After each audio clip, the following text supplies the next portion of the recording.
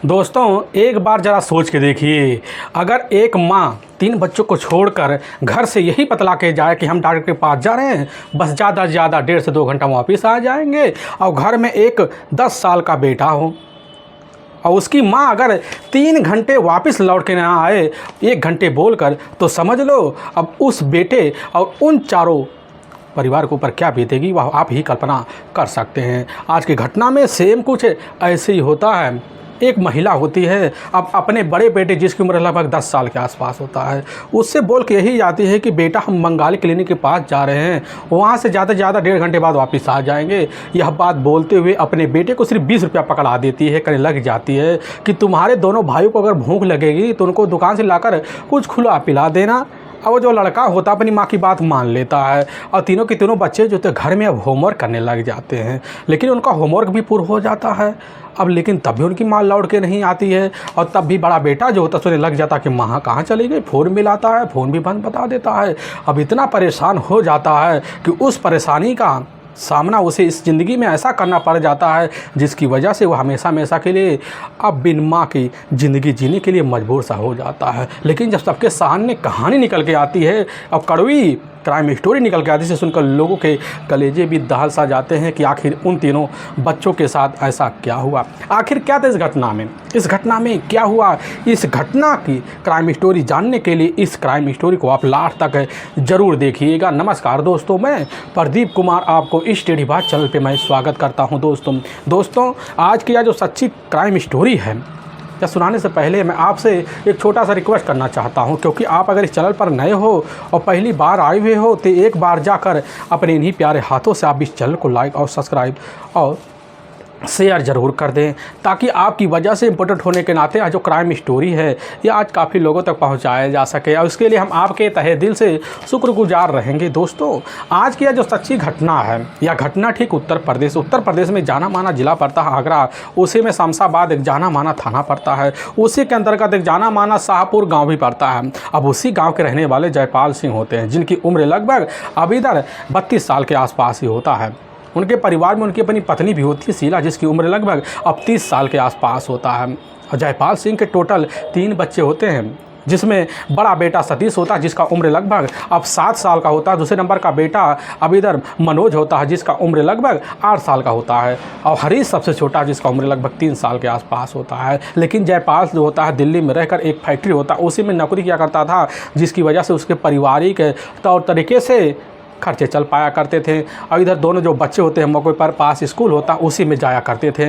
लेकिन 30 जुलाई में साल 2013 की बात कर रहा हूँ। अब लेकिन जैसे ही दोपहर का 2 बजे के आसपास का टाइम होता तो उसी वक्त शीला अपने बड़े बेटे सतीश से यही बात बोलती है कि बेटा हम जा रहे हैं बाज़ार डॉक्टर बंगाली के पास शाहमाबाद, और वहीं खुजली का दवाई लेंगे, फिर ज़्यादा से ज़्यादा 1-1.5 घंटे के बाद वापस आ जाएंगे, और ये 20 रुपया तुम पकड़ो, अपने दोनों भाइयों को जब भूख लगे देखना तो उन्हें कुछ खिला पिला देना।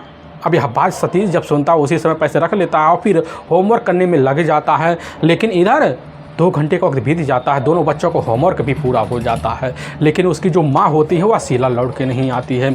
और इसी बीच जो होता है अब सतीश फ़ोन निकालता अपनी माँ के मोबाइल नंबर पर कॉल करता है, अरे तो मोबाइल तो बंद बता देता है। सतीश उस समय हैरान हो जाता है कि मोबाइल तो चार्ज था, अचानक बंद कैसे हो गया। सतीश बार बार कोशिश करता है, बार बार जो होता है शीला का उसकी माँ का मोबाइल बंद बता देता है। वह सोचने लग जाता कि आखिर हम अपनी दुख किसके पास शेयर करने जाए, क्योंकि उसको पता होता है कि हमारे चाचा हमारे बड़े ताऊ के बीच हमारी माँ के काफ़ी झगड़े तकरार हुए हैं, उनसे बोलना ठीक नहीं, जिसकी वजह से सतीश बार बार कोशिश करता है, कॉल करता है, यहाँ तक कि 1.5 से 2 घंटा का 3 वक्त का वक्त बीत जाता है, लेकिन शीला के मोबाइल पर कॉल नहीं लगता है। और तभी सतीश जब हैरान हो जाता तभी अपनी मामा श्रीनिवास के पास कॉल कर देता है। अब श्रीनिवास उसके जो अपने मामा होते हैं, यह बात अब जैसे सुनते हैं कि आखिर हमारी जो बहन होती है शीला अब घर से निकली थी इधर शमशाबाद में ही बंगाली क्लिनिक के पास दवाई लेने के लिए, लेकिन यहाँ 2 से 3 घंटे का वक्त बीत गया है, लेकिन अभी तक अब वापस लौट के नहीं आई, जिसकी वजह से वह उसी वक्त परेशान हो जाता है। और इतना परेशान हो जाता तुरंत का तुरंत फैसला लेता है, और फैसला लेने के बाद उसी वक्त एक मोटरसाइकिल लेता है। ठीक है, इधर कटोरा जो गांव पड़ता है उसी गांव से यार दोस्त की मोटरसाइकिल लेकर निकल पड़ता है। और ठीक है 15 से 20 किलोमीटर का रास्ता होता है, और तय कर जो होता है तुरंत अपने ही इधर भांजे के पास पहुंचता है। तीनों भांजों की स्थिति को देखता सुनता है और जब समझता है कहने लग जाता कि तुम्हारी माँ मिलेगी, तुम सब्र करो, हो सकता है कहीं बारिश वारिश की वजह से रुक गई हो। यह बात अपने भांजों को समझाकर अब श्रीनिवास जो होता है उसी समय खोजबीन करने के लिए मोबाइल पर कॉल करता है, लेकिन तब भी जो होता पता नहीं चलता है। और इसी बीच जो होता है, जो होता पता नहीं चलता, श्रीनिवास जो होता है अब अपने बहन के जेठ और देवरों के पास पहुंच जाता है। सारी बात उन्हें पता करने लग जाते कि हमें जो होता है इधर शीला से कुछ मतलब नहीं है, वह चाहे जहाँ आए, हमसे कुछ लेना देना नहीं है, क्योंकि जब हमारी नहीं हुई तो आखिर हम उसकी सहायता क्यों करें। यह बात श्रीनिवास को अच्छा नहीं लगता है, क्योंकि इतना बड़ा जो होता है दुख है, इतना बड़ा मन में शंका लेकर जो होता अपने इधर मदद के लिए अपने पास गया होता, लेकिन उसको मदद नहीं मिलता। जिसके उसके मन में शंका होता कहीं इन लोगों ने शीला के साथ कुछ अनर्थ नहीं कर दिया। श्रीनिवास के मन में यही होता है, तब भी कॉल करता है, लेकिन आता पता नहीं चलता। वह उसी समय सोच लेता है कि आखिर इतनी रात जो होता है अब क्लिनिक भी बंद गया होगा तो वहाँ असील जाए कैसे जाए। पूरी रात उसकी आंखों में नींद नहीं आती। तब भी जो होता है टार्च लेकर गाँव में जाता, झाड़ियों में तलाशी करता है, लेकिन कुछ हितकारी होते हैं शीला के जो श्रीनिवास के साथ मिलते हैं और फिर जो होता है शीला की तलाशी करते हैं। गांव में काफ़ी घरों जाते हैं, पूछताछ करते हैं। ऐसे तलाशी करते करते इधर तीनों बच्चे भी परेशान हो जाते हैं। उनको भूख लगी देखकर श्रीनिवास उसी समय परेशान हो जाता, कैसे न तैसे कर उनके लिए खाना का व्यवस्था भी करता है, फिर उनको खिलाता तौर तरीके से दोनों बच्चों को सुला देता है। लेकिन बड़ा जो बेटा होता है मौके पर सतीश की आंखों में अपनी माँ को लेकर अब नींद नहीं आती है। बार बार सोचकर उसके मन में तरह तरह के विचारे भी आते, क्योंकि समझदार भी हो चुका था। उसके माँ के लाडले को वह नहीं बर्दाश्त होता कि हमारी माँ आखिर रह कहाँ गई। लेकिन तब तक अब जब सुबह होता, सुबह होने के बाद जो होता श्रीनिवास इसकी खबर अपनी माँ को दे देता है।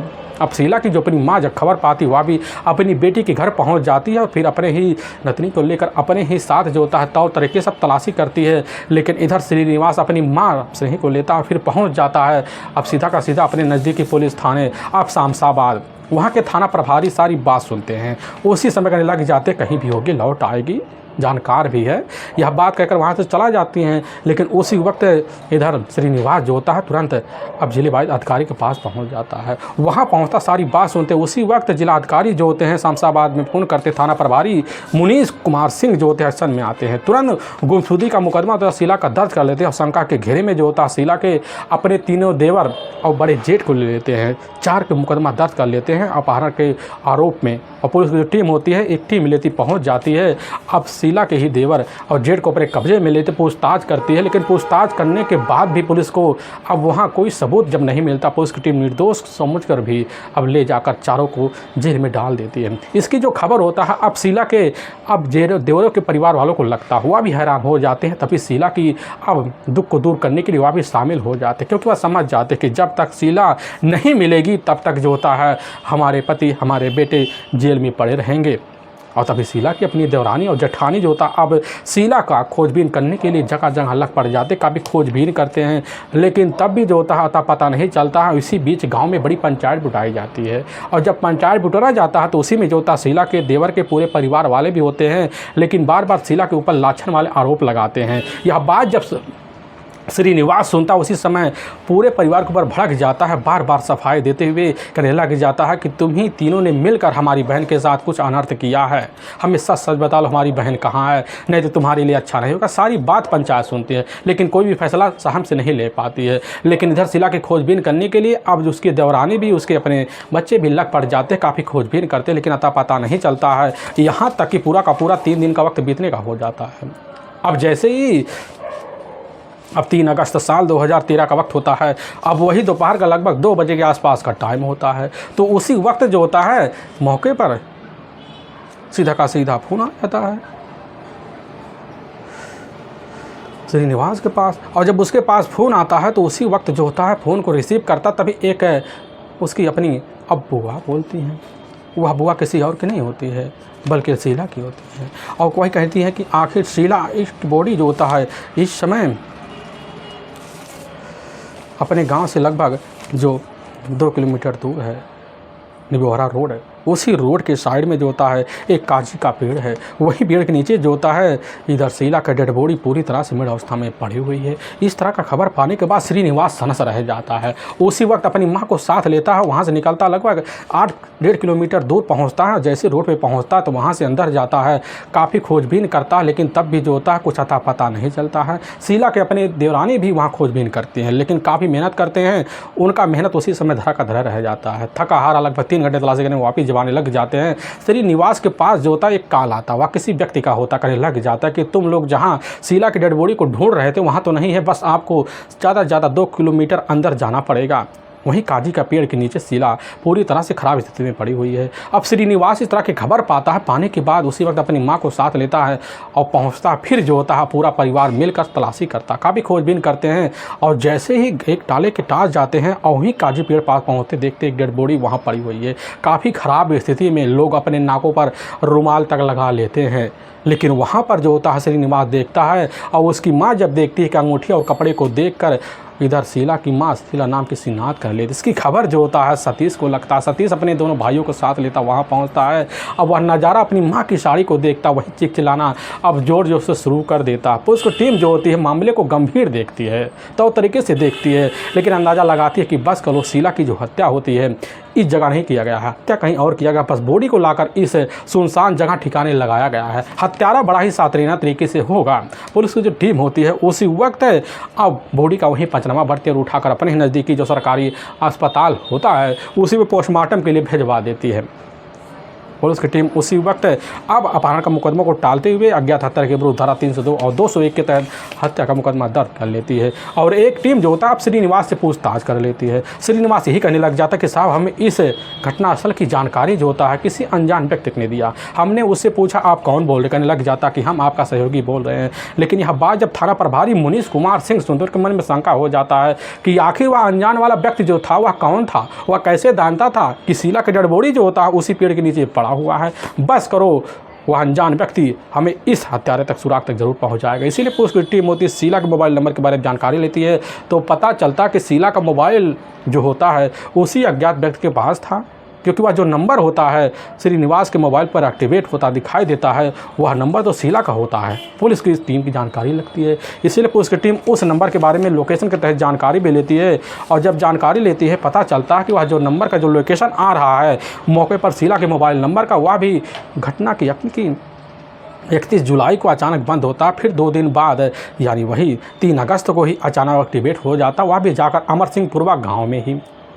तो उसकी टीम कहने लग जाती कि बस करो, अमरपुरवा गांव का ही रहने वाला कोई अनजान व्यक्ति होगा जो शीला का मोबाइल रखा है, वही हत्यारा होगा। इसीलिए पुलिस की जो टीम होती है उसी वक्त अमरसिंहपुरवा के गांव के बारे में जानकारी लेकर मुखबिरों को लगा देती, काफ़ी खोजबीन करती है और मुखबिर के द्वारा पता चलता है कि आखिर जो होता है शीला का ही अपना एक जेठ का लड़का यानी कि भतीजा है भूपेंद्र कुमार, जिसके मोबाइल पर लगातार जो था शीला के द्वारा कॉल किया जाता था। और यहाँ तक कि 31 जुलाई साल 2013 को भी भूपेंद्र के द्वारा जो होता है शीला के मोबाइल पर कॉल किया गया था। बार कॉल किए जाते, कई बार कॉल शंका भूपेंद्र कुमार के ऊपर चला जाता है। इसीलिए पुलिस जो टीम होती है अब एक टीम लेती है, टीम लेने के बाद सीधा का सीधा इधर अब शाहपुर गाँव पहुँच जाती है। लेकिन गाँव में जब जिप्सी घुसती है तो लोग हैरान रह जाते हैं कि आखिर जब 4 लोग जो होता है शीला की हत्या के आरोप में जेल में बंद है तो पुलिस यहाँ उठाने किसको आ गई। लेकिन जिप्सी जैसे जाकर अब खड़ी होती भूपेंद्र के घर के सामने तो भूपेंद्र वहीं चारपाई पर होता है और पुलिस की टीम भूपेंद्र को अपने कब्जे में लेती है, जिप्सी में बैठाती है। लोग उसी समय थोड़ा बहुत विरोध भी करते हैं, लेकिन पुलिस के पीछे वह भी लग पड़ जाता। थाने में पहुंचते हैं, लेकिन भूपेंद्र जब थाने में मौजूद लोगों को देखता है तो उसी समय सनक रह जाता है। थाना प्रभारी जो होते हैं मुनीश कुमार सिंह उसके सामने सरल तरीका व्यवहार करते, कहने लग जाते कि बतला दो, ढंग से बतलाना, तुमने जो होता शीला की हत्या क्यों की और क्या मकसद सा, क्या तुम चाहते थे। अब इस तरह का सवाल सुनकर उसी समय भूपेंद्र हिल सा जाता, वह बोल जाता है, सोचने लग जाता कि आखिर साहब को कैसे पता हो गया कि हमने ही शीला की हत्या की, जिसकी वजह से बड़ी जल्दी टूट जाता और वह कहानी अपने करीबी दोस्त के साथ मिलकर किए हुए कारनामे को जिक्र कर लेता है कि आखिर जो होता है अमर का पुरवा का ही रहने वाला जो होता है फतेह सिंह के साथ मिलकर इधर शीला की हत्या करवाया। पुलिस की टीम कहने लग जाती है कि आखिर जो होता है अमर सिंह के पास मोबाइल कैसे आ गया, सारी बात बताता। पुलिस की जो टीम होती है एक टीम लेती है, अमर सिंह पुरवा गांव पहुंच जाती है।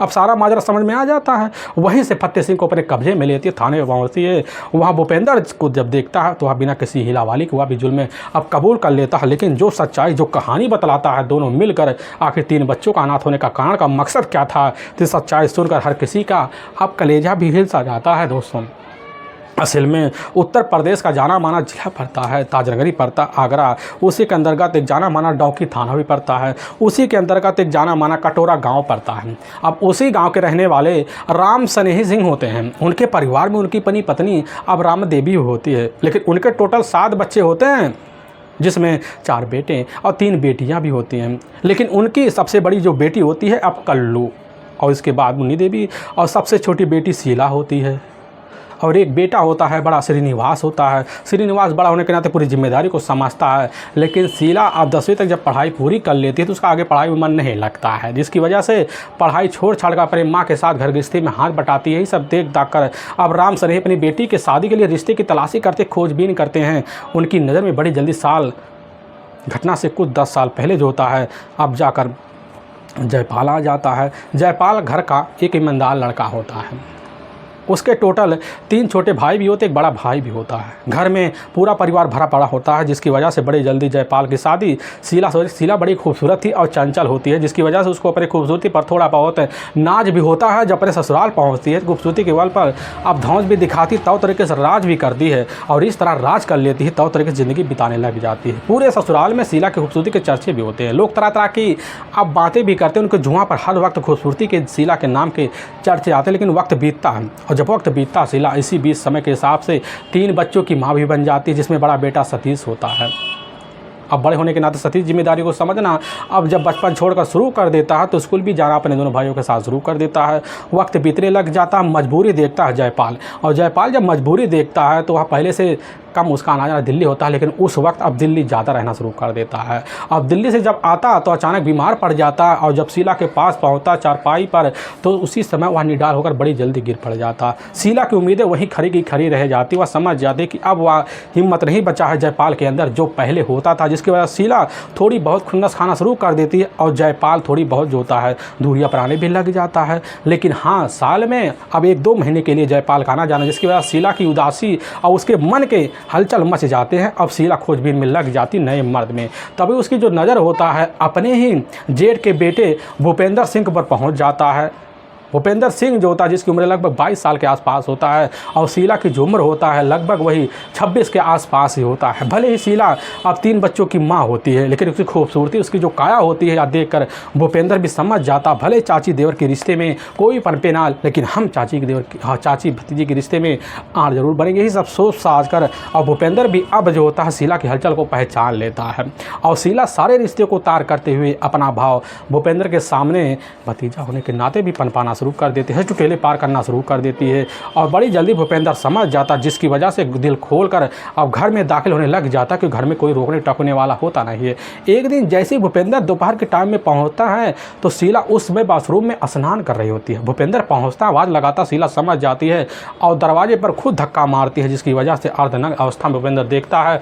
फिर ऐसी बात कर देता भूपेंद्र और शीला दोनों अपनी ही मर्यादा को तोड़ लेते हैं, और रिश्ते तार करते हुए भूपेंद्र जो होता है चाची का रिश्ता बोलते हुए सारे रिश्ते को तार कर जाता है। और फिर उसी दिन से यह सिलसिला जो होता है बेधड़ करके चलने लग जाता है, क्योंकि दिन में जो होता है बच्चे स्कूल चले जाते, मौका मिलता तो फ़ोन कर शीला भूपेंद्र को बुलाती और रिश्ते को अंजाम देती, और रात में तीनों बच्चे सोने के बाद आराम से बेडरूम का माहौल जो होता है भूपेंद्र के साथ बितलाती। यह समय बीतने लग जाता, 3 साल का वक्त बीत जाता है, लेकिन किसी को कानो कान खबर नहीं लगता है। लेकिन इसी बीच जो होता है भूपेंद्र के परिवार वाले भूपेंद्र को बड़ा होता देख उसकी शादी तय कर देते हैं।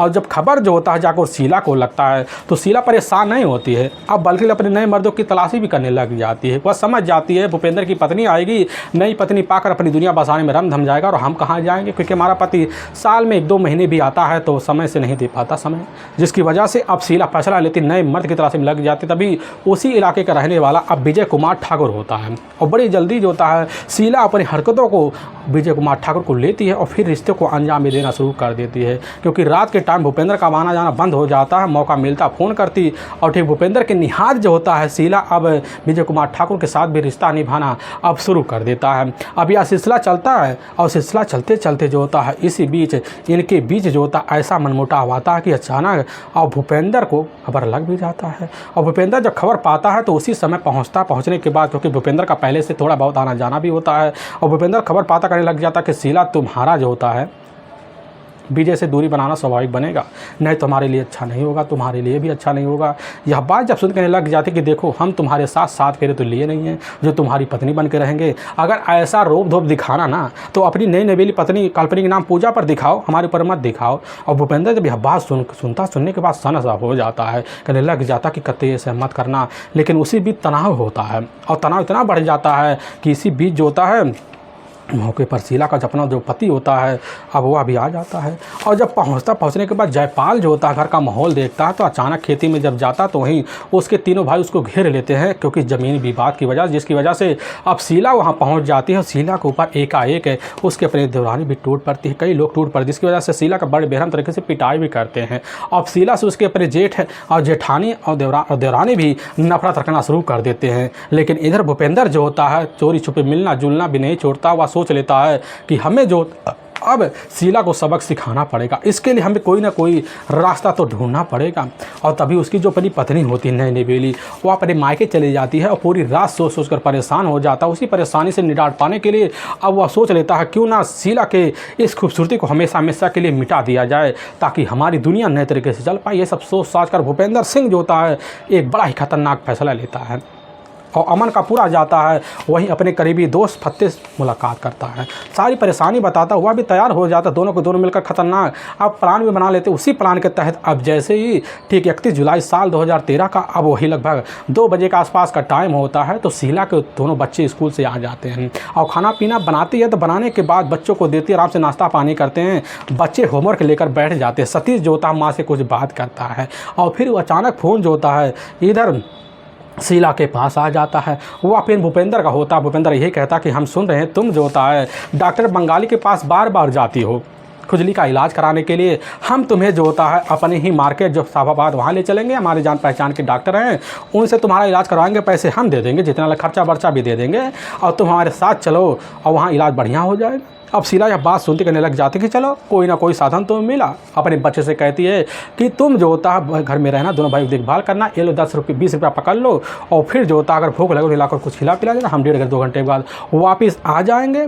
यह बात कहकर बच्चों से वहाँ विदा लेती है, लेकिन बच्चों को नहीं पता है कि वो अम्मा का चेहरा आखिरी बार देख रही है। और लेकिन जैसे ही अब गांव से बाहर निकलती है, गांव से बाहर अब निकलने के बाद जो होता है उसी वक्त इधर शीला अब अपना फ़ोन निकालती है और फ़ोन निकालने के बाद तुरंत का तुरंत फ़ोन जो होता है मिला देती है और इधर फ़ोन को रिसीव कर लेता है डायरेक्ट और भूपेंद्र सिंह। और भूपेंद्र सिंह जब फ़ोन को रिसीव करता है तो भूपेंद्र सिंह से यही जो होता है कहने लग जाती है कि तुम इस वक्त जो होता है साफाबाद जो चौक है वो वहीं आ जाओ, वहीं हम मिलेंगे। यह बात जब सुनता है, सुनने के बाद जो होता है डायरेक्ट जो होता है मिठाई की दुकान पर जाता है, वहाँ से रबड़ी लेकर बाहर निकलता है, फिर सोचता है विषैला पदार्थ कहाँ से ले, और तभी जो होता दीवार होता है उसी दीवार पर एक छिपकली होती है जो पूरी तरह से ख़त्म हो चुकी है, उसी को लेता पाउडर बनाता है, फिर उसी रबड़ी में मिला देता है और फिर रबड़ी लेकर पहुँच जाता बाजार में चौक पर, वहीं खड़ा होता है और शीला को देखता मुस्कुरा पड़ता करने लग जाता कि शीला हम पिता बनने वाले हैं। इससे खुशी की बात क्या हो सकती है। शीला जब यह बात सुनकर जब मुस्कुराहट आ जाती, कहने लग जाती फ़ोन से या खुशखबरी हमें क्यों नहीं सुनाए।